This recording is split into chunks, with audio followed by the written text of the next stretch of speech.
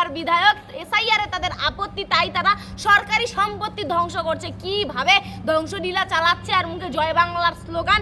এই হচ্ছে বাংলার পরিস্থিতি। এই যে নোংরাম, এই যে নোংরা রাজনীতি, এরা সংবিধান মানে না, এরা আইন শৃঙ্খলা মানে না। এদের যদি কোনো কিছুতে আপত্তি থাকে তাহলে পরে তারা দুবার ভেবে দেখে না যে ওরা সরকারি সম্পত্তি। এরা আমাদের রাজ্যটাকে, আমাদের বাংলাটাকে নষ্ট করে দিচ্ছে। এখনো বাংলার মানুষের কাছে সময় আছে, একটু ভেবে দেখুন আর কবে ভাববেন। এই নোংরামি নির্মূল একমাত্র বাংলার জনগণ করতে পারে। এই নোংরার সমাধান একমাত্র বাংলার জনগণ করতে পারে। এই নোংরার সমাধান হচ্ছে একটাই, সেটা হচ্ছে এই সরকারের বিসর্জন। এই নোংরামি বাংলার মানুষের কতদিন দেখবে? এরা সংবিধান মানে না, আইন শৃঙ্খলা মানে না।